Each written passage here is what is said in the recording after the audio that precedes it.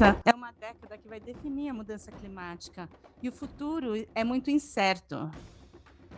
Líderes estão falando as coisas corretas, mas será que eles vão tornar as suas palavras, colocar suas palavras em prática? Será que eles vão fazer a coisa certa? E isso será justo para todos? Descubra neste evento. Se junte ao presidente Ani Dasgupta, Stories to Watch 2022.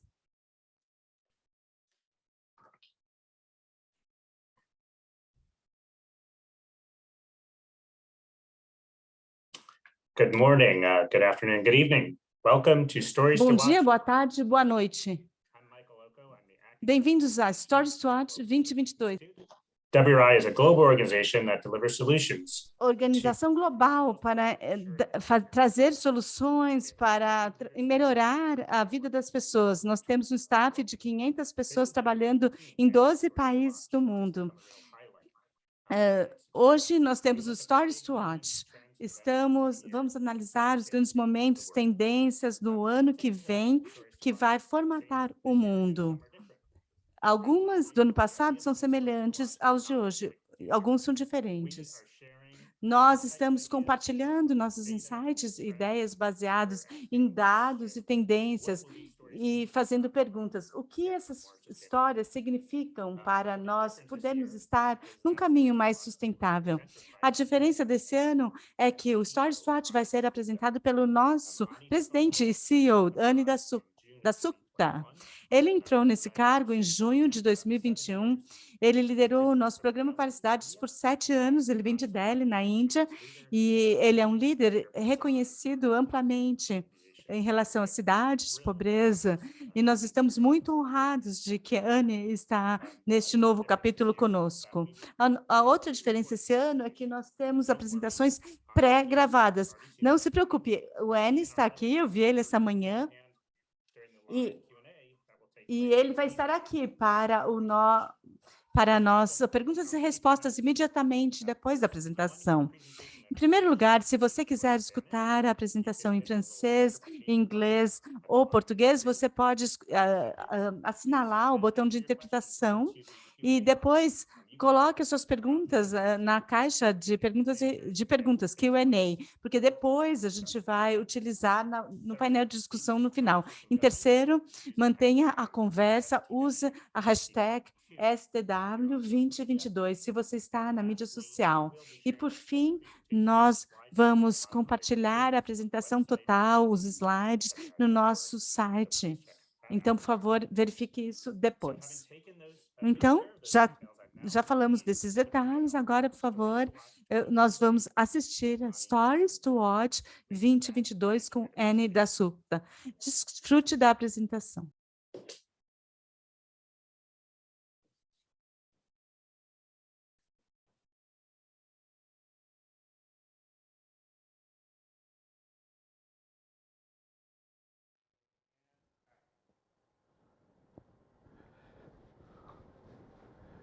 Welcome to the 2022 version of Stories to Watch. Bem-vindos à versão 2022 de Stories to Watch. Meu nome é Ani Dasgupta. Eu sou presidente do WRI. Se você já esteve em algum desses eventos antes, bem-vindos de volta. Se você é novo ao WRI, nós somos uma organização global de pesquisa do mundo inteiro, com a missão de resolver e encontrar soluções para os problemas mais difíceis que a nossa sociedade enfrenta.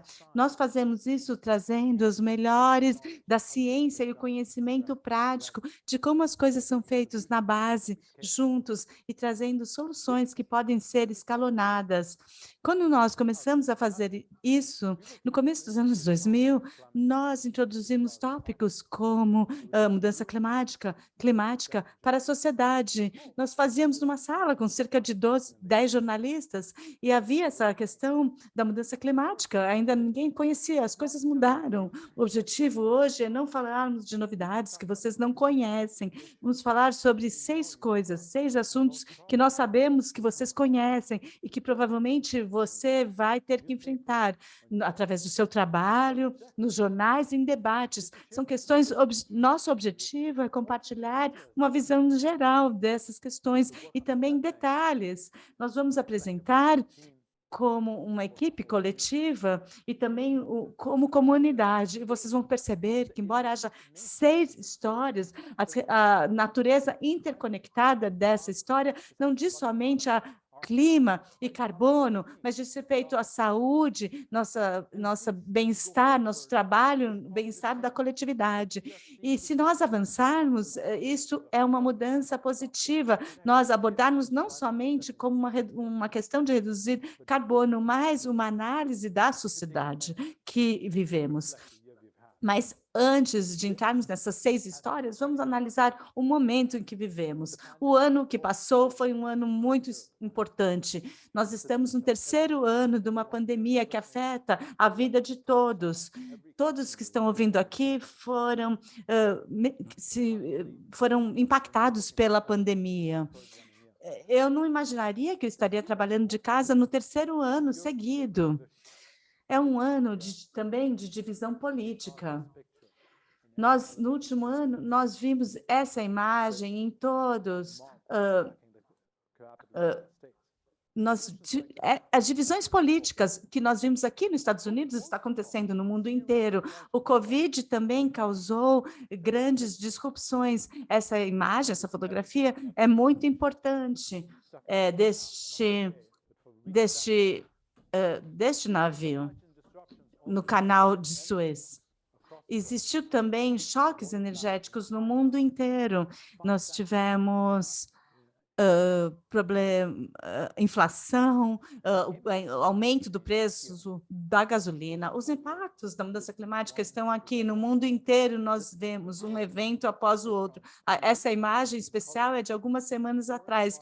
Os fogos nas florestas do Colorado, no meio do inverno. No Chile, nós tivemos uma seca uma seca histórica, uma das mais severas nos últimos anos.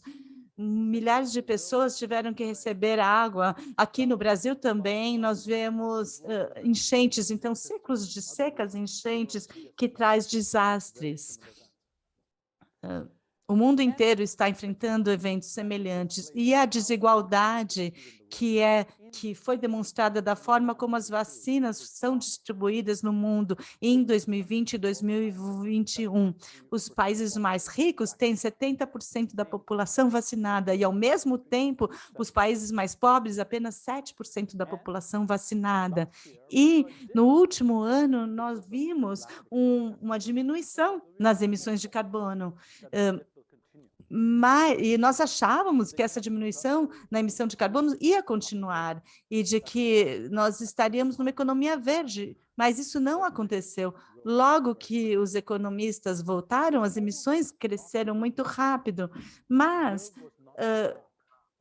apesar disso, de nós não tivermos uma recuperação verde, houve pontos positivos. Países, cidades, empresas fizeram compromissos significativos de enfrentar a mudança climática. Isso não é somente compromisso, mas uma mudança no sentido de abordar a mudança climática de uma forma séria e fazer compromissos sérios. Mais de 150 países submeteram seus compromissos. 83 países anunciaram alvos net zero e redução de emissão em 50% até o fim dessa década. Mais de 2.000 empresas também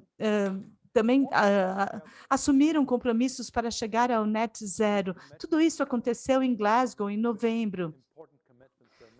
Compromissos importantes aconteceram em Glasgow, mas além dos compromissos, eu senti que Glasgow em si, o fato de que os países voltaram depois de Paris, não todos os países voltaram, não tantos quantos a gente desejava, mas o fato deles terem voltado à conferência foi uma das grandes conquistas. muitos estavam questionando o multilateralismo, nossa habilidade de trabalharmos juntos para resolver este grande problema. Este aspecto do multilateralismo está funcionando e muitos importantes compromissos aconteceram. Em Paris, a gente tinha um mundo que chegaria a um aumento de 3,6 graus Celsius e agora nós conseguimos atingir 2,8 graus Celsius. Não é significante? Embora não seja a nossa meta final.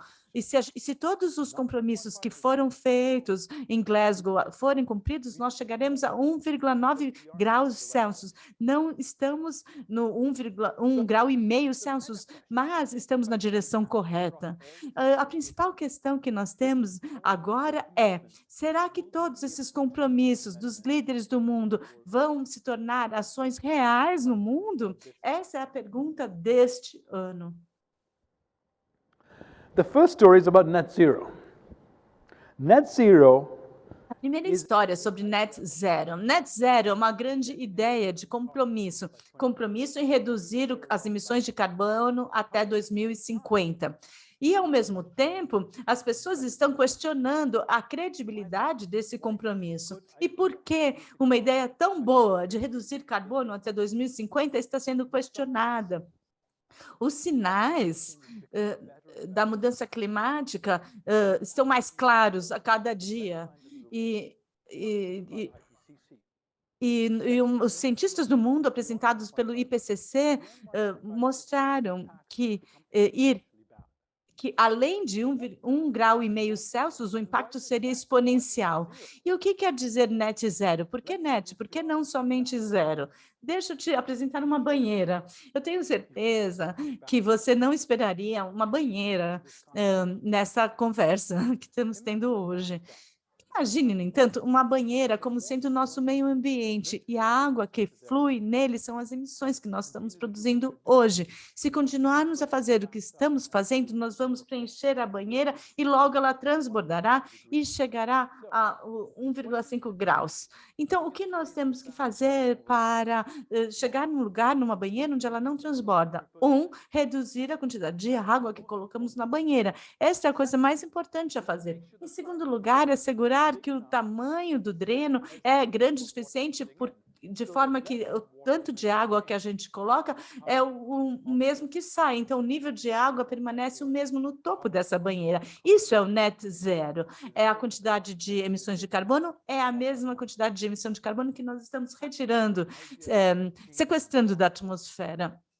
Essa ideia está alcançando mais gente. Começou em Butão, em 2015. Porém, hoje temos 83 países com esse compromisso de net zero. Significa que eles se comprometeram a levar a economia deles no lugar onde o carbono que eles produzem em 2050 é a mesma quantidade do carbono que eles retiram. E também 1.000 cidades se comprometeram a atingir esse objetivo. 750 empresas também se comprometeram ao net zero através de alvos baseados na ciência. No entanto, por que o ceticismo continua em relação a essa ideia? Por que o ceticismo? Eu acho que o mais importante é que, desse ceticismo, o fator mais importante é que 2050 parece muito distante, parece que esses compromissos são desculpas de não fazermos coisas hoje num compromisso de longo prazo. Não tem credibilidade, porque as pessoas que estão fazendo compromisso hoje não estarão lá, então não sabemos se elas querem realmente fazer esse compromisso, como se elas estivessem retirando-se da responsabilidade e levando alguém a 20 anos adiante tomar a responsabilidade. Então, esse ceticismo em relação ao net zero é muito importante. Então, como trazer esse compromisso creditível? Como tornar esse compromisso tão importante, acreditado pela população? Então, foque em ações atuais, não somente faça um plano de longo prazo. Você tem que chegar a emissões zero, net zero em 2050, as ações têm que ser feitas agora, hoje, amanhã, depois de amanhã. Isso vai aumentar a credibilidade do compromisso. Segundo, fazer planos transparentes para que o progresso seja transparente e o povo, as pessoas percebam que não somente você está fazendo planejamento, mas progressos que todos podem ver. este ano, o compromisso de net zero vai alcançar a credibilidade? O compromisso é muito importante e ter as pessoas acreditando no compromisso também é muito importante para podermos progredir. Muitos países aumentaram o seu compromisso em relação ao net zero. Os países mais ricos do mundo, a maior parte desses países do G20 se comprometeram com o net zero em relação a realização de políticas. Países como Estados Unidos, Canadá, Japão, Reino Unido se comprometeram. A China, por exemplo, fez um compromisso para o net zero em 2060, porém os planos deles para 2030 não foi tão ambicioso quanto que as pessoas desejavam ver. Por isso, será que a China vai trazer o seu planejamento para 2030 mais creditíveis? Brasil e Austrália fizeram compromissos com 2050, mas não em 2030. E as pessoas não têm certeza do planejamento desses países, de sua capacidade para atingir em 2050, sem um planejamento para 2030. O México se uniu a esse time e criou um planejamento do net zero. Esse ano, nós temos oportunidade da cúpula em Bali, do G20, onde os 20 países tão importantes vão ter a oportunidade de fazer um showcase para todos os países de um plano de ação. Indonésia tem planejamento importante na transição de matrizes climáticas. Então, isso é muito importante, porque esses 20 países juntos, produzem 75% das emissões globais. Então, a ação que eles vão tomar vai ter impacto além dos limites, das fronteiras desses países. Cada país importa, cada política que os países adotam importa. Atualmente, no Senado dos Estados Unidos, uma lei foi aprovada que dedicou 750 bilhões de dólares em ações em relação à mudança climática. Ações que, se implementadas, vão permitir que eles atinjam 2030 com 50% de redução. Empresas também fizeram compromissos importantes este ano. Será que eles vão conseguir atingir esses objetivos? O ano passado, e a WR foi um parceiro muito importante nesse sentido, o primeiro standard das empresas foi lançado. 750 empresas se comprometeram. Nós vamos ter um crescimento exponencial de triplicar esse número de empresas que se comprometem com net zero. E, finalmente, será que as instituições financeiras vão deixar de dar suporte a combustíveis fósseis? O ano passado, um grupo de empresas fez um anúncio muito importante de que, junto, eles vão contribuir 130 trilhões de dólares. Acho que eu nunca falei esse número, 130 trilhões de dólares, numa frase antes deste fato. Eles comprometeram com essa quantidade para um compromisso importante não somente em relação ao net zero, mas em relação à ideia de que, se pararem de financiar a indústria de combustíveis fósseis, essa será a forma mais rápida de chegar ao objetivo do net zero. E esse dinheiro que não vai dar para o desenvolvimento da combustível fóssil, vai ser enviado para energias limpas. Isso será uma grande mudança. Será que eles vão cumprir com esse compromisso? A próxima história é em relação ao carbono. Será que a transição...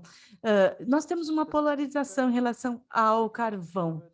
Nós temos a ciência do carvão, a economia do carvão, todos estão escolhendo sair do carvão, porém isso não tem sido fácil. Carvão, em alguns países, é uma fonte muito importante. Na China, 60%. Na Índia, 70% da energia elétrica vem do carvão. E as pessoas cujo emprego depende do carvão. Essa transição não é fácil. Algo tão claro, a ciência fala que carvão é muito nocivo, então por que a transição não é fácil? Esse é um ponto importante esse ano, porque a forma como nós gerenciarmos a transição de carvão para energia limpa será um parâmetro muito importante sobre como nós faremos a transição para energias limpas do modo geral. Vamos analisar essa questão. É claro que as pessoas Por que carvão é tão importante?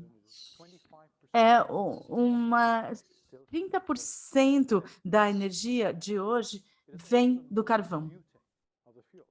É também o mais poluente dos combustíveis e temos que cuidar, então, disso. O carvão parece ser a razão pela qual isso acontece. E nenhuma das análises científicas que levam até um aumento de 1,5 graus centígrados incluem carvão como combustível. Todos os modelos mostram que nós temos que sair do carvão ou eliminá-lo gradativamente até 2030. Há muito acordo no mundo todo com relação a isso. Na COP desse ano, 46 países concordaram para eliminar o uso doméstico do carvão. 34 países concordaram em não investir no carvão estrangeiro. A China foi um desses países. Foi uma declaração muito importante. A economia está a favor. Em todo o mundo, se hoje você quisesse implementar um plano para eletricidade com energia renovável, solar, eólica, o que seja, seria mais barato do que uma usina com base em carvão. É boa notícia. Da mesma forma, o mix geral de energia produzida por carvão em comparação com a energia limpa, bom, está aumentando, como se vê.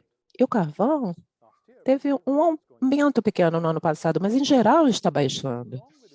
Ainda assim, há muito a fazer a partir de onde estamos hoje para eliminarmos totalmente até 2030 o uso do carvão. Então, embora os custos não sejam mais um obstáculo, por que há barreiras ainda? As barreiras são sérias. Há barreiras técnicas e políticas que são desafios que enfrentamos. E ao pensarmos nisso, acontece num contexto de aumento de demanda de energia. 24% de aumento na demanda de energia na última década. Isso espera-se que continue. À medida que os países como a África e a Ásia aumentam, todos se urbanizando, a demanda por energia vai aumentar. Então pensem, como vamos sair dessa fonte energética tão importante enquanto aumenta a demanda por energia? Está acontecendo também enquanto 760 milhões de pessoas hoje ainda não têm acesso confiável à eletricidade. Esse número é muito melhor do que há 10 anos. 1,2 bilhões de pessoas não tinham acesso à eletricidade. Estamos progredindo, mas ainda assim há muito a se fazer. Quando pensamos, então, na transição do carvão, temos que pensar no contexto de demanda energética, garantindo que vamos atingir as pessoas que não têm eletricidade hoje. Portanto, como podemos garantir que essa transição ocorra? Como podemos garantir que ela vai acontecer de forma equitativa, justa, quer dizer, aquelas que não têm acesso terão acesso, as pessoas cujos empregos dependem dessa fonte energética vão manter seu emprego de forma resiliente. Algo que tem apoio político. Como garantir que isso vai acontecer? Observem, o projeto do carvão, o investimento no carvão, diminuiu gradativamente. Há novos projetos, novas licenças. Será que essa tendência vai continuar? O investimento no carvão vai se reduzir? Lembrem-se, uma usina com carvão tem uma vida de 20, 30 anos. Uma que construída em 2013 vai continuar existindo em 2044. E os países? Os maiores usuários de carvão vão se comprometer com a sua eliminação? A eliminação do seu uso? Alemanha, Coreia do Sul, Vietnã se comprometeram à eliminação. Mas os países que são os maiores usuários, China, Índia, Estados Unidos, Japão, será que vão se comprometer com a eliminação gradativa? E países como Índia e China? Para esses países é um problema. Eu já mencionei que 70% da energia, da eletricidade na Índia é baseada no carvão, 60% aproximadamente na China. Esses países vão se comprometer com a eliminação e o mundo vai dar apoio a essa eliminação? Tirando o carvão da matriz energética, o investimento nas energias renováveis vai ser rápido o suficiente para preencher a lacuna dessa demanda? E a construção de usinas renováveis tem que ser o triplo do ritmo que acontece hoje. E ADB, o Banco Mundial e outras agências multilaterais vão suportar isso, vão dar apoio. O Banco de Desenvolvimento Asiático vai tirar essas usinas a carvão e vão substituir? A China vai aumentar o financiamento em energia renovável, parando de financiar o carvão? Vão continuar fazendo isso? Será que todos os países, principalmente os países mais pobres, que foram tão afetados pela Covid, terão os recursos fiscais para investirem em renováveis no mundo pós-pandemia? À medida que investimos nas renováveis, a matriz energética vai estar pronta? 70% de mais investimento é necessário por ano na matriz energética na próxima década. Por quê? Não só a transmissão tem que ser estável, mas armazenamento também vai ser importante à medida que a energia renovável se torna uma fonte energética importante. Será que vai existir essa capacidade? Será que a resposta de demanda vai acontecer para acompanhar a alteração na demanda? A infraestrutura, no ano passado, foram 6 bilhões de dólares necessários de investimento. Esse é o tipo de investimento necessário para nós atualizarmos a matriz energética no mundo.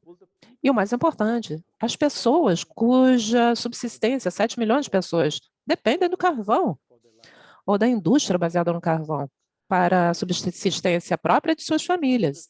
Vamos cuidar deles? A transição será justa para essas famílias? Vocês e muitos outros países, como eu disse, têm que fazer essa transição. A África do Sul concordou com um acordo de 8,5 bilhões de dólares para eliminar o carvão. Será que essa transição lá também será justa? E essa justiça não é só uma questão de ser moralmente correto. É claro que tem que ser moralmente correto, mas essa justiça é importante para que a transição tenha viabilidade política, para que outros países também aceitem a transição. Como, então, vamos fazer essa transição do carvão para a renovável? É um combustível, como vemos na base econômica aqui, é a que tem o maior apoio. Será que vamos fazer essa transição evitando problemas, interrupções na energia? Será um teste importante, se pudermos gerenciar essa transição, porque haverá outras transições que se seguirão depois. A terceira da história climática tem a ver com a justiça da transição, tem a ver com a justiça climática. Vocês ouvirão muito falar sobre esse tema e estamos muito felizes de ver que a justiça climática tenha sido discutida amplamente no mundo. Esse não é um tópico novo. Há muitas pessoas, principalmente pessoas de cor, organizações do mundo todo, estão trabalhando nisso há anos. E devido ao trabalho dessas instituições, hoje, há o reconhecimento desse tópico como algo que devíamos estar discutindo mais, no contexto da mudança climática. Ouvir as comunidades na linha de frente é uma peça crítica da justiça climática. Uma das melhores citações que eu ouvi dizer foram de Vanessa Nakate. Ela disse: como podemos ter justiça climática se as pessoas que estão sendo mais afetadas pelos impactos da crise climática não estão sendo ouvidas, não estão sendo consideradas nas plataformas, não estão sendo ouvidas, incluídas nas conversas? Não podemos falar de justiça climática se as pessoas afetadas não fizerem parte dos debates. Justiça climática entre países e dentro dos países. Entre países, você poderia pensar em quem causou o problema, que países produzem mais das emissões na atmosfera. Está bem óbvio, são os países desenvolvidos que usam e vêm usando há séculos os combustíveis fósseis para chegarem onde estão. Europa, parte da Ásia, América do Norte. E aí se perguntem, quais países ali são impactados por essas emissões? Essa imagem é bem diferente. Os países afetados são bem diferentes, principalmente no sul. Essa diferença não é acidental, está bem conectada a séculos de colonialismo. Quem está mais afetado dentro desses países e que também são os mais afetados historicamente pelas divisões, cisões históricas, os marginalizados, principalmente negros, indígenas e pessoas de cor, eles são os mais afetados pela mudança climática. Por quê? Qual é o impacto climático? É a falta de água potável. São as enchentes, inundações a incapacidade de construir na terra que você tem, ou produzir alimento nessa terra degradada, ou ar que você não consegue respirar porque está poluído. Todos esses impactos causam escassez de terra, de alimento, de espaço construível. E quando há escassez, os pobres e marginalizados sempre são impactados. As cisões históricas se repetem e perpetuam. Quando falamos de clima, temos que falar de pessoas e das injustiças onde eles vivem.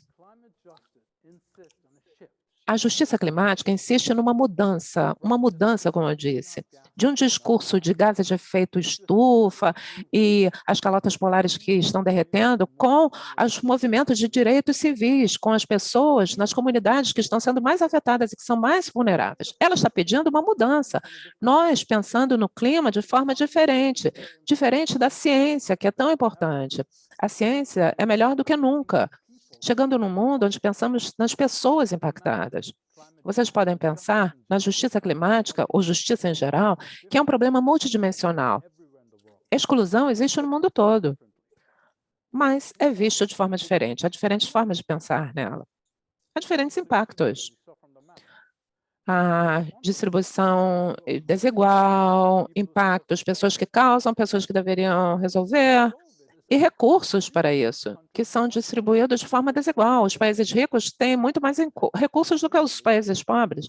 E, da mesma forma, o nosso poder, a nossa capacidade, nossos recursos também estão desigualmente distribuídos. Todas essas questões têm que ser resolvidas para lidar com a injustiça. E como resolver isso? Em todos os casos, nós temos que ver se estamos focando em ação local. As pessoas impactadas pelas ações têm os recursos, têm o poder para poderem resolver tais problemas? É claro que isso seria moralmente correto, justo, mas as evidências mostram que é mais eficaz também. As comunidades pobres que estão lidando com falta de recursos e que o têm feito por séculos nas suas vidas, têm ideias e soluções para lidar com esses problemas. Então, o problema climático, para resolvê-lo, as comunidades pobres estão mais bem equipadas para resolver esses problemas. Então, nós veremos uma mudança efetiva na forma como pensamos no clima, não só como a questão do carvão, mas sim de justiça e empoderamento das comunidades, com direitos e financiamento que vai chegar no nível local. Vamos ver essa mudança na forma como nós analisamos o problema? O que devemos organizar? Há 70 organizações em 6 países no mundo que se comprometeram com esses princípios de adaptação localmente liderada. O problema é que, será que o investimento vai fluir para lá? A meta é 25% de financiamento climático para essa adaptação local. Agora é uma porcentagem mínima. Será que veremos essa mudança? Será que veremos um reconhecimento de prejuízos e danos? Os impactos em alguns locais do mundo são tão sérios que não é mais possível adaptar e recuperar. Veremos o financiamento para pagar por esses sinistros, por esse prejuízo grave? Em Glasgow, houve uma centelha de esperança. Perdas e danos foi considerado. E nesse ano, haverá outra discussão em Glasgow sobre perdas e danos. Veremos no Egito, na próxima COP, essa mesma discussão? Espero que sim. E nós iremos além dos debates, das discussões de quem é responsável e quem tem que ser indenizado, que está nos puxando para trás. Muitos países apoiaram essa questão de perdas e danos, mas muitos países também se opuseram. Então, não avançamos o tanto quanto queríamos. Veremos uma mudança nesse foco na próxima COP? Será que o apoio por crescimento liderado pelas comunidades locais vai continuar para a restauração do ecossistema? Foram mobilizados 2 bilhões de dólares para essa recuperação. As comunidades locais estão gerenciando 70% da terra na África. Será que esse financiamento irá para as comunidades locais que são afetadas, para os grupos locais, as organizações de base comunitária e as populações indígenas. Seus direitos são reconhecidos? Só 10% são reconhecidos como tendo essa terra. Ter o direito à terra tem resultados climáticos palpáveis. O Quênia tem uma lei que reconhece os direitos dos indígenas. Veremos mais disso. Será que veremos a implementação dessa legislação? Por isso mesmo, 1,7 bilhões de dólares comprometidos na COP26 para os direitos dos indígenas, garantindo que isso será implementado, é crítico para essa mudança. E as políticas em todos os países importam. Nos Estados Unidos, agora, há planos muito ambiciosos de fornecer 40% de benefícios de investimento climático para as comunidades mais pobres. E se isso for implementado, veremos como serão escolhidos, que programas serão selecionados, como será avaliado o êxito. Não é só apenas mais um tópico. Isso é uma mudança na forma como pensamos no problema, como pensamos no clima além do carvão.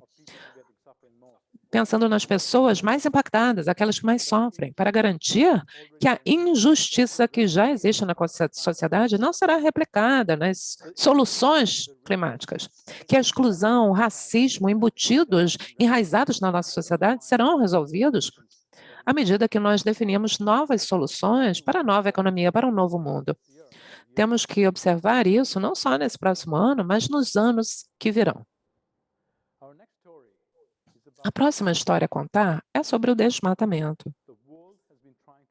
O mundo está tentando reverter o desmatamento já há muito tempo. Esse ano, há uma razão para termos esperança. Um dos maiores compromissos jamais aceitos foi na COP. Eu estava lá nessa sala. 141 líderes de 141 países assumiram esse compromisso para interromperem totalmente até 2030 o desmatamento. Foi um compromisso de 19 bilhões de dólares. Foi engraçado, quer dizer, não engraçado, mas apenas engraçado, observar 141 líderes mundiais, principalmente homens, um após o outro, tentando se superar, mostrando o quanto eles amam as árvores e as florestas, esperando que essa tendência continue. É bom ver tanto entusiasmo pela natureza. Por que nos preocupamos com isso, com o desmatamento? As florestas tropicais são essenciais para atingirmos esse 1,5 graus. A perda da cobertura das florestas tropicais terá o maior impacto aqui, após a China, depois vem os Estados Unidos e a Índia. São 7 as commodities que são a principal razão pelo desmatamento. Em primeiro lugar, o gado. Se você tem uma cadeira com assento de couro, vem de fontes de desmatamento, e o shampoo que você usa. Quase todos esses produtos para cabelo e de beleza incluem óleo de palma. Quer dizer, é um desmatamento não responsável. E todas essas outras coisas que usamos todos os dias. Não é só um problema para esses países para resolvê-lo. Temos que resolver isso juntos. As consequências do desmatamento é muito clara e é devastador. A partir dos fogos na Amazônia, devido ao desmatamento, da perda de biodiversidade, as enchentes na Indonésia, são tudo devido ao desmatamento. Além dessas evidências, não é a primeira vez que o mundo está se reunindo para tentar resolver esse problema. Em Nova York, em 2014, foi lançado a partir a declaração para reduzir o desmatamento até 2030 e metade até 2020. E, na verdade, a perda de florestas primárias aumentaram em 41% durante esse tempo. A pesquisa mostra que é um problema persistente. Há muito tempo ele existe, na verdade ele cresceu no passado recente, mas permanece constante, a gente não conseguiu reduzir o desmatamento. Então a pergunta é, esse ano, será que as ações em 2020, devido àquilo que eu já falei para vocês, 141 países, 91 bilhões de dólares, será que o país vai conseguir diminuir uma mudança real na forma como nós estamos lidando com a questão do desmatamento e progredir? O indício mais importante nesse momento é a mudança na mentalidade. Será que a gente vai ver uma mudança na forma como nós refletimos sobre isso? Uma ativista de 24 anos da Amazônia estava na COP26 e eu tive o privilégio de escutá-la. E ela falou, a Terra está falando, a Terra diz que nós não temos mais tempo, precisamos de um caminho diferente, tanto localmente quanto globalmente, mudanças. Não é daqui a 2030, 2050, é agora. Ela diz que nós temos que tomar medidas agora e ações locais, o mundo trabalhar junto e caminharmos juntos em ações locais para mudanças globais. As nossas florestas é uma das coisas que nós precisamos observar de perto e para podermos caminhar na direção certa. Podemos analisar os países que utilizam mais o consumo de mercados de commodities ligados ao desmatamento. Será que a União Europeia aprovará a lei para limitar as importações ligadas ao desmatamento? Será que a China vai trabalhar com empresas para assegurar importações de produtos que estão desconectados do desmatamento? E os Estados Unidos? Será que os países vão agir, tornar os objetivos contra o desmatamento centrais no seu planejamento central? E focar também, assegurar o território das comunidades locais para que as comunidades podem depender num futuro de sucesso sem desmatamento, sem as economias que dão suporte ao desmatamento, com as terras asseguradas. Como nós podemos retirar o desmatamento da cadeia de produção? Como nós podemos rastrear isto? A coalizão de empresas como Unilever, Nestlé, Walmart, se reuniram para assegurar que todos os produtos que eles vendem são fora da cadeia do desmatamento. Será que nós teremos um suporte de 19 bilhões de dólares de compromisso, esse suporte para proteger as florestas e também fazer a transição nas comunidades que dependem das florestas? Será que esse financiamento vai chegar até a linha de frente que são impactados pelo desmatamento, as comunidades locais? E, finalmente, e mais importante, será que os créditos de produtos livres de desmatamento crescer? Nós temos, por exemplo, empresas como, por exemplo, a Leaf Coalition expandir e as empresas que participam dessa coalizão crescerem? E será que o objetivo do mercado financeiro proteger as florestas e também as comunidades, assegurar que essas comunidades façam a transição para a sua sustentabilidade? As florestas tropicais, por exemplo, um problema complicado para resolver. Esse ano nós temos uma oportunidade de fazer uma mudança com o compromisso político e com as finanças por detrás. Esse ano é um ponto de virada para revertermos o desmatamento. A próxima história diz respeito à prevenção das pandemias. Vocês podem se surpreender que eu incluí uma história de saúde pública no meio de histórias em relação ao clima e os impactos climáticos. Mas, de fato, a ciência está cada vez melhor em perceber a conexão da forma como os sistemas naturais funcionam e como as pandemias ocorrem. Então, será que o mundo vai tomar medidas agora para impedir a próxima pandemia global? Como uma pandemia começa? Transbordamento de zoonótico, transmissão de um patógeno de animais para humanos, que levam a doenças infecciosas até 75%. A maior parte das pandemias vem disto. E os motivadores deste transbordamento são óbvios. Insetos, por exemplo, conexão direta com animais silvestres, comércio de animais selvagens ilegais e também os nossos animais domésticos. Esses eventos de transbordamento acontecendo mais que nunca no mundo inteiro, a partir da América Latina até a Austrália, incidências no mundo inteiro. E essas incidências estão crescendo. A pandemia não é mais um evento único numa vida de uma pessoa, está aumentando, e também sua gravidade. Centenas de milhares de spillovers do transbordamento acontecem anualmente. Alguns não acontecem nada, alguns levam a doenças como ebola, zika e, obviamente, o Covid-19 e muitos outros. Estes são exemplos do que aconteceu a partir desses spillovers.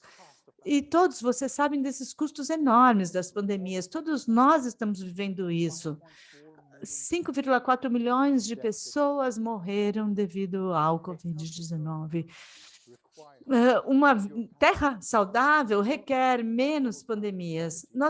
A estratégia global de pandemia atual tem sido de reação, vacinação, distanciamento social, impedirmos aglomerações.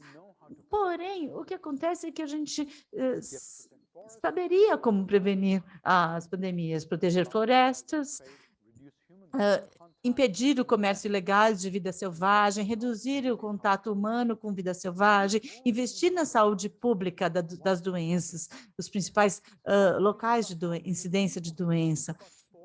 Mas o que acontece é que as pessoas que pensam nas florestas e na vida selvagem são as diferentes das pessoas que pesquisam na saúde pública. Esses grupos ainda não estão trabalhando juntos, e é importante essa união. E porque a pandemia causa destruição econômica tão grande como essa que nós estamos passando nesse momento, é uma questão política muito importante. E as decisões políticas de cuidar da saúde pública têm que tomar ação junto com a ciência. As pessoas podem se perguntar, podemos termos dinheiro para isso? Olha, precisamos de 22 a 31 bilhões de dólares por ano para proteger o mundo de uma pandemia. E, ao mesmo tempo, analisamos que gastamos 100 bilhões de dólares por ano para os nossos animais domésticos. Eu não tenho nada contra animais domésticos, mas reflitam sobre esses números. 5 vezes mais. Portanto, a pergunta é, será que a saúde pública e os setores do meio ambiente trabalharmos juntos para prevenir as pandemias antes delas começarem? O que precisamos para que esta alquimia aconteça? Será que possamos ter na Assembleia Global da Pandemia, em março e agosto, reunir esses setores para refletir sobre as pandemias da forma mais sistemática? Será que os governos vão adotar um framework, um arcabouço de biodiversidade? Vamos ter uma conferência em abril e maio e talvez possamos abordar não somente a biodiversidade na natureza, mas a sua conexão com a saúde pública. E será que as comunidades vulneráveis vão ter a saúde, o acesso à saúde que elas precisam? Na conferência na Indonésia, eles mostraram um investimento nas comunidades e a saúde pública com essas comunidades perto das florestas tropicais e a conexão entre o desmatamento e o acesso à saúde pública. Isso está demonstrado. Essas histórias dizem respeito a mudar a nossa mentalidade sobre como pensamos sobre as pandemias e como nós podemos reunir as duas importantes comunidades, comunidades que trabalham com saúde pública e com as florestas e a biodiversidade para a prevenção das pandemias. Nossa próxima história diz respeito aos carros elétricos. Vocês escutaram já muito sobre carros elétricos, eles estão em toda parte. Há muito momento, muito entusiasmo nessa área. A pergunta realmente que temos é: poderemos utilizar esse momento, essa animação com carros elétricos e fazermos realmente uma mudança na crise climática? Transport. It's pretty straightforward. Transport today is 24% of energy-related CO2. O transporte hoje é culpado por 20% das emissões de carbono. Precisamos de um corte de 90% nesse tipo de transporte até 2050. Esse é um setor que realmente é um setor que não está fazendo progresso de forma alguma. E até eu fico até um pouco com vergonha, porque eu trabalhei nesse setor por muitos anos, setor de transporte. Nós temos um crescimento exponencial em carros elétricos, como você pode ver na tela, de 3.001 milhões no ano passado a 5,6 milhões. Há mais de 500 modelos de veículos elétricos que você pode comprar hoje. O primeiro é muito engraçado, essa foto que você vê à esquerda. Eu não recomendo que você compre esse carro atualmente, mas ele é um dos carros que mais vendeu nos Estados Unidos e ele se tornou elétrico, esse caminhão. Eu não recomendo você comprar um caminhão. Me falaram que 200 mil carros foram encomendados antes dele chegar no mercado. O segundo, Rivian, eles ainda não foram produzidos. Então, o mercado que está dando suporte, e a Sony, que é famosa por fazer Walkman, ou aparelhos de TV, ou de computador, estão agora fazendo carros elétricos. Então, temos um grande entusiasmo nesse setor. E os países e regiões estão colocando políticas públicas para valorizar estes veículos, para acolher veículos elétricos, não somente focando em carros individuais, também mobilidade pessoal, como, por exemplo, motocicletas, scooters, bicicletas estão também se tornando elétricas. O ano passado, vimos um crescimento muito grande nesses veículos. Na China, por exemplo, ônibus elétricos são 100% dos ônibus. Há desenvolvimento também na Califórnia, como você vê à direita, em caminhões elétricos. Porém, todo esse momento, essa euforia, é apenas um início de uma revolução. Hoje, se vocês analisarem todos os carros, toda a frota de carros, apenas 1% é elétrica. O que nós precisamos é realmente muito mais, uma aceleração. Em 2030, 30% da frota ser elétrica e até 2050 precisamos que 92,5% da frota de carros sejam de carros elétricos. O que é interessante nesse slide é que não é somente a cor verde, é o número de carros que existem. Há 1,2 bilhões de carros no mundo hoje. E se a gente não fizer nada a respeito disso, haverá 2 bilhões de carros no mundo em 2050. Portanto, somente os carros em si, a produção deles, pense nisso, não vai nos levar. A eletrificação pode resolver uma parte, 83% do problema, mas para podermos atingir a redução de 90% de emissão, precisamos não somente tornar os carros elétricos, precisamos retirar as pessoas dos carros em transporte público, em caminhar, em usar as bicicletas. Então, a pergunta real que temos agora, nessa boa história, nessa sexta história, será que estamos realmente num momento importante para a eletrificação e descarbonização do setor de transporte, o que nós precisamos fazer? Primeira coisa é como acelerar a adoção de veículos elétricos. Será que políticas públicas do governo podem acelerar isso? Podemos seguir o exemplo da China, que levou a eletrificação como uma política pública em todas as províncias, dando suporte à eletrificação de muitas formas. A China tem a maior frota de veículos elétricos. Será que outros países vão seguir esse exemplo? Na Europa, por exemplo, nós estamos vendo muitos veículos nesse caso. Será que os Estados Unidos vai ter mais ônibus elétricos também e ônibus escolares elétricos? Os Estados Unidos têm mais de 475 mil ônibus escolares, mais do que qualquer outro país do mundo. Nós estamos num programa de eletrificação de todos os ônibus escolares nessa década. Será que será possível? Nós vamos tentar. Queremos que nossos filhos respirem ar puro, que vejam o benefício, que cresçam pensando que mobilidade elétrica é normal. Não somente carros têm que se tornar elétricos, infraestrutura que tem que ser também desenvolvida para, por exemplo, carregar esses carros. A gente tem que ter estações de carregamento dessas baterias e teremos que ver também para beneficiar que a energia que entra nesses carros seja limpa. Para essa evolução acontecer, a revolução, para fazermos mais e mais carros elétricos, nós precisamos refletir sobre consequências que não efeitos colaterais. Pense, por exemplo, tudo que é necessário para, por exemplo, a bateria de um carro. A bateria hoje requer cobalto, chumbo, coisas desse tipo. Então, nesse sentido, existem abusos do meio ambiente e dos direitos humanos devido à extração desses materiais, porque muito desses minerais pesados estão em países muito pobres. Como nós podemos gerir esses recursos de forma que não causemos problemas ambientais, nem conflitos, problemas de saúde nas pessoas que estão extraindo esses minerais? Não somente baterias, também o metal necessário nesses carros e a água que é necessária para a produção. Então, precisamos expandir nossas reflexões e não criarmos novos problemas que precisam de novas soluções no futuro. É refletir agora.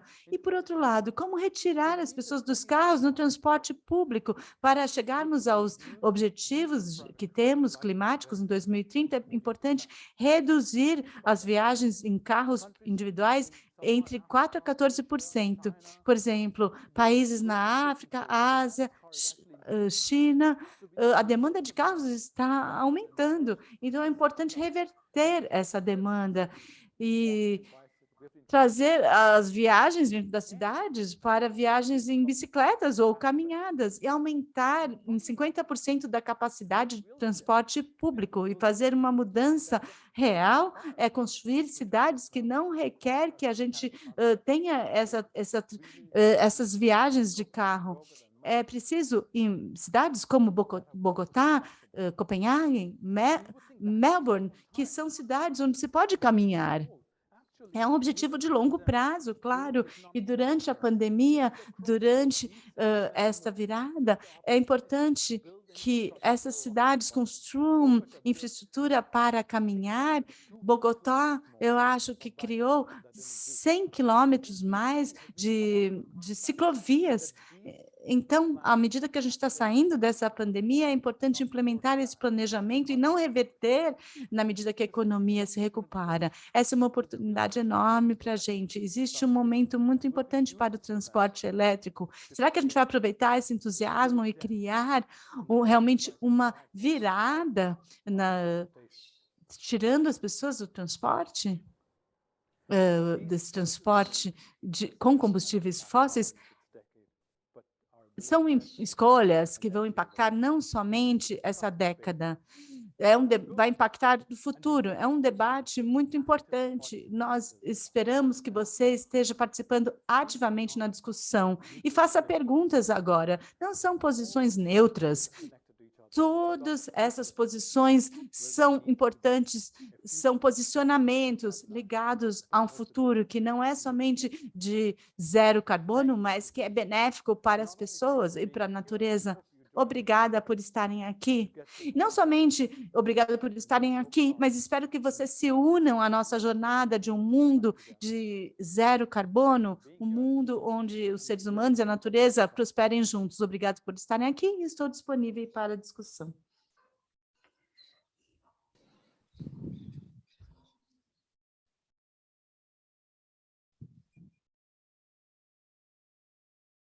Hi, everyone. Olá a todos. Agradeço por estarem aqui conosco.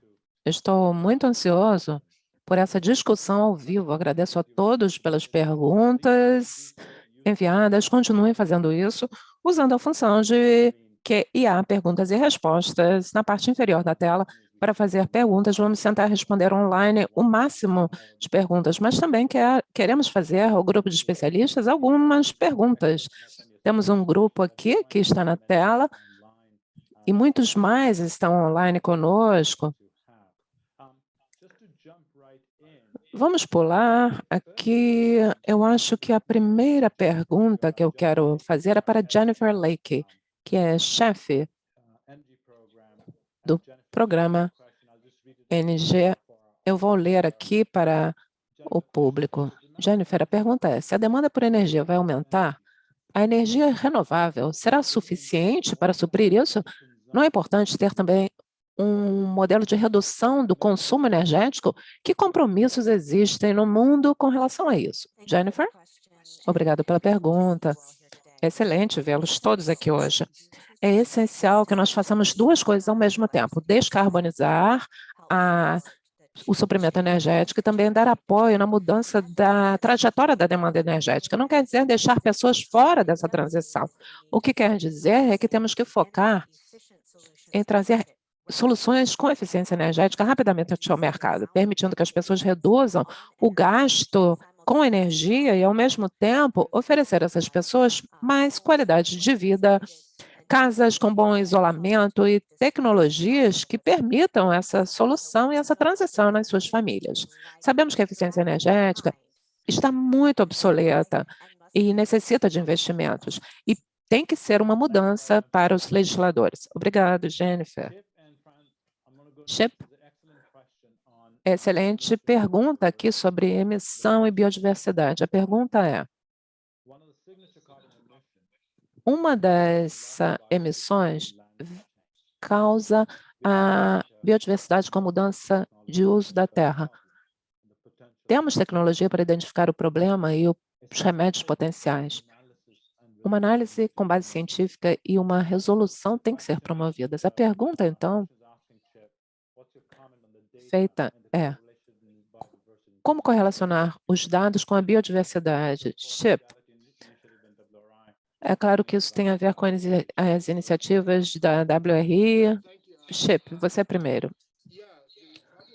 Sim, os problemas de mudança climática e biodiversidade estão muito interligados quando vemos as florestas, principalmente as florestas tropicais.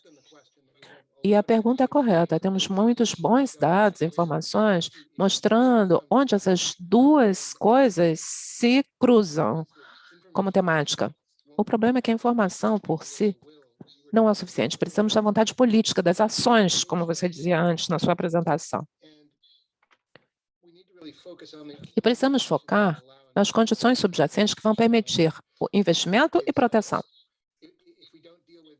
Se não conseguirmos lidar com isso, os problemas de desmatamento ilegal vão continuar. Se não tivermos o investimento necessário, temos que defender e proteger as terras indígenas e suas comunidades que estão na linha de frente, lidando com esse problema no dia a dia. E, por fim, levar os recursos para esses países que são grandes reservatórios onde está acontecendo o desmatamento e que são tão importantes para lidar com a mudança climática e para a proteção da biodiversidade. Obrigado, Chip. Francis, você estava pensando muito nisso, não é? E há uma pergunta importante aqui. Obrigado, Anne. Essa pergunta indicou uma das grandes mudanças ocorridas nos últimos 10 anos, que é a disponibilidade de dados de satélite e de outros dados de sensores para podermos saber exatamente onde há perda de cobertura florestal, onde está acontecendo maior degradação, por que está acontecendo e rastrear os agentes específicos. E, além disso, poderíamos fazer análises indicando quais são as intervenções mais eficazes para interromper essas ações. Podemos, então, ter boas evidências agora com relação ao que pode ser feito, já foi reconhecido. Reconhecer os direitos das terras indígenas, vemos do espaço onde estão os limites, as fronteiras. Podemos também implementar as leis que já existem, onde há essa degradação florestal ilegal, são ativos, roubos de ativos privados ou do governo. E o governo pode evitar também construir rodovias, estradas nessas terras, protegendo a biodiversidade. Mas gostaria de dizer que há muitas coisas que poderiam ser feitas com a ajuda das comunidades internacionais. Como a Anne descreveu, muita da perda florestal foi causada pela nossa demanda por commodities. Então, fornecendo os sinais de mercado, com preferências por produtos que são sustentavelmente e legalmente produzidos, podemos incentivar esses governos, fornecendo também financiamento, tanto upfront, para o tipo de coisas que têm que ser feitas na prática, mas também com base em desempenho. É aí que entra aquilo que o Anne mencionou, a posição de crédito de carbono, fornecendo financiamento para essas intervenções que são eficazes. Muito obrigado, Francis. Excelente. Cláudia, do Programa de Mobilidade Global, que já está trabalhando nessa área há muito tempo. Cláudia, há uma pergunta aqui para você, eu acho. A pergunta é: a COP26 não deveria ter incentivado a transporte público e mobilidade ativa como parte da solução de redução de emissões? Desde a declaração final sobre transporte, parece que a eletrificação de todos os veículos seria a única solução possível, mas não sei se é suficiente. Olha, a resposta é sim. A COP26 deveria, sim, ter coberto mais esse tema. As histórias sobre mobilidade global deveria ter abordado esse tema. Se nós anotarmos os números e calcularmos, não chegaremos a 2050 com reduções suficientes nas emissões de carbono. Com os veículos elétricos são chave, sim, mas é tão importante quanto ter transporte público de massa funcionando. Há diferentes países que apresentam diferentes soluções. Na América Latina, na Ásia, na África, 90% das pessoas usam bicicleta ou transporte público. Então, temos que poder responder a essas necessidades desses povos também, dando transporte seguro, de alta qualidade, confiável, algo que não existe no momento. Precisamos, então, de uma abordagem sistêmica ao problema, e concordo totalmente com essa colocação. A COP26 poderia ter sido um pouco mais ampla na sua visão. Por isso, vamos focar na COP27 nesse tema, para garantir que teremos uma abordagem sistêmica mais ampla com relação à mobilidade. Obrigado, Cláudia. É muito bom ver alguém que fez essa pergunta. Vejo que você ficou muito satisfeita.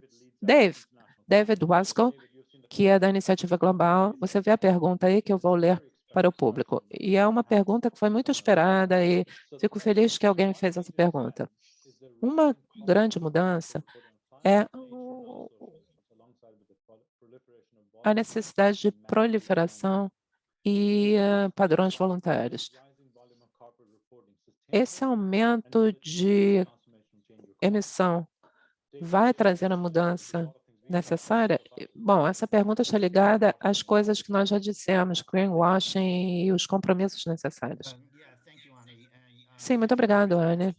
É uma pergunta excelente, mas como vimos em Glasgow, e você acabou de dizer, houve um aumento significativo no número de empresas e outros stakeholders que estão assumindo esses compromissos, tanto no lado de relatório de resultados e caminhos para emissões. Só para dar alguns exemplos, agora há mais de 100 instituições financeiras que já assumiram esse compromisso. 20 delas estão na fase de validação das metas. Vimos a Aliança Financeira para Net Zero com mais de 100 instituições signatárias. Quer dizer, efetivamente, querem garantir que o que as empresas fazem será algo robusto e que farão isso de forma séria e metas com bases científicas são a coisa de que precisamos. Há outras coisas que temos que fazer acontecer. No lado de relatório, por exemplo, temos que fazer com que os padrões de relatório sejam consistentes e robustos. E temos que garantir que estamos com requisitos obrigatórios de relatórios. Há alguns países, como o Reino Unido, que já estão caminhando nessa direção. E a expectativa é de que a SEC nos Estados Unidos irá também nessa direção, com padrões obrigatórios de relatório. E, por fim, algo que eu mencionei, o secretário-geral da ONU anunciou em Glasgow um painel de especialistas para analisar o Net Zero com relação às empresas, instituições financeiras, cidades e estados, para que definam padrões claros, algo consistente para medir o que é net zero, o que é emissão zero e o que é chegar ou caminhar nessa trajetória de Pacto Global de emissões zero. É aí que essa ação conjunta é tão importante para criar-se uma série de diretrizes conjuntas. Agradeço, estamos todos muito ansiosos para ver o que vai ocorrer a seguir. Obrigado, David.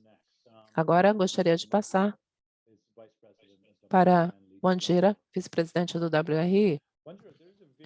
Wanjira, há uma importante pergunta aqui. Eu vou fazer duas perguntas, são as últimas duas perguntas, ok?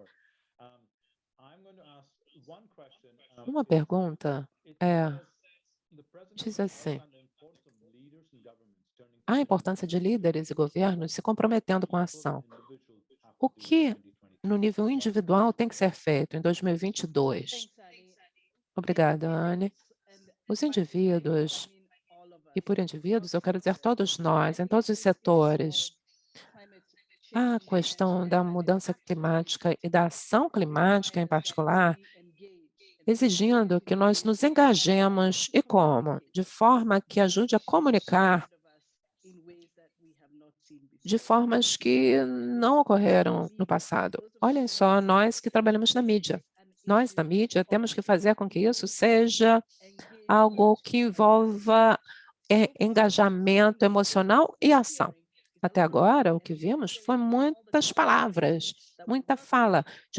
Em todos os locais onde conversamos, não há implementação prática. Então, é nossa responsabilidade engajarmos-nos e comunicarmos o lado imperativo da ação prática.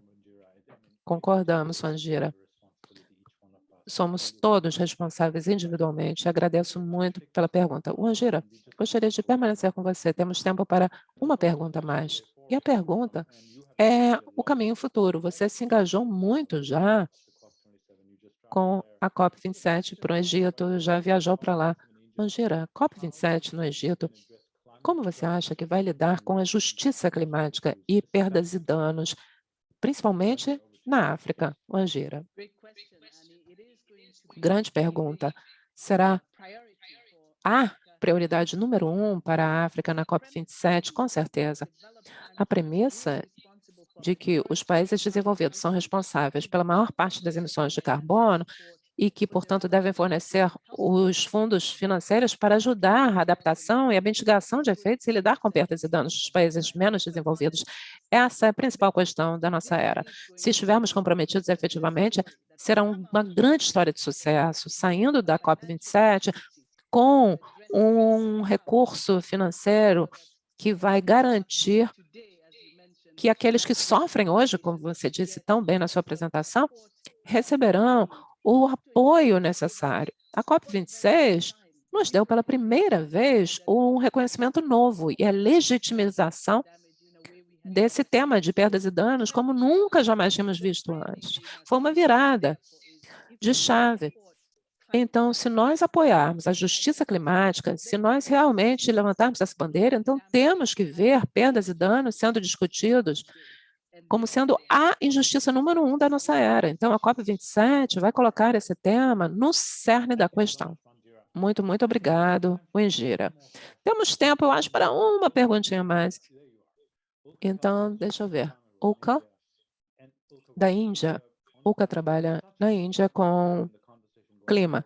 É um país muito importante na nossa conversa. Ulka, pode falar desse tema do ponto de vista da Índia?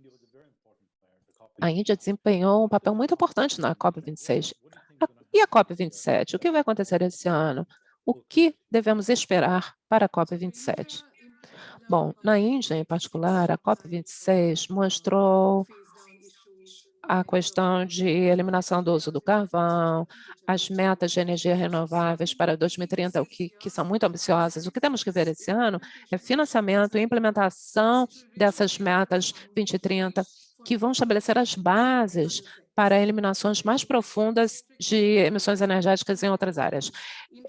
Veículos elétricos com energia limpa, eletricidade também, e todos os prédios públicos. Essas são as bases que são estabelecidas agora, mas temos que ir além, passando para essa meta net zero, emissões zero. O foco esse ano será claramente a implementação e o financiamento. Obrigado, Ulka. A Índia vai continuar desempenhando um papel muito importante nesse cenário. Estamos quase sem tempo. Eu gostaria apenas de usar esse momento para agradecer a todos pela participação. Esse foi o maior público que jamais tivemos nesse evento. Gostaria de agradecer também pelas perguntas e posso prometer que todos vamos trabalhar desde o momento em que nós acordarmos trabalhando nesses temas para responder a essas perguntas. Agradecemos muitíssimo pelo seu engajamento. Mas como vocês ouviram de todas as narrativas aqui, a mudança climática não tem a ver mais com mudança climática, tem a ver com subsistência, bem-estar, economia. Nenhuma organização pode viver sem lidar com isso. Temos que trabalhar nisso juntos.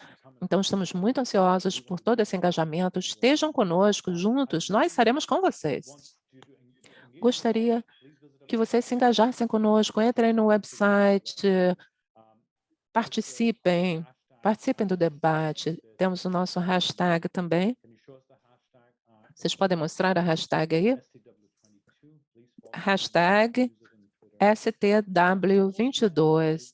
E antes de concluirmos, gostaria de agradecer ao painel fantástico de debates. Agradeço por sua participação.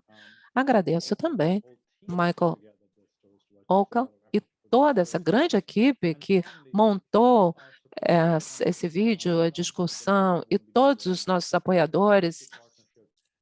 Então, nós adoramos essa parceria e as histórias contadas são as histórias de todos nós. Agradecemos a todos por seu apoio, pelo incentivo, pelo suporte.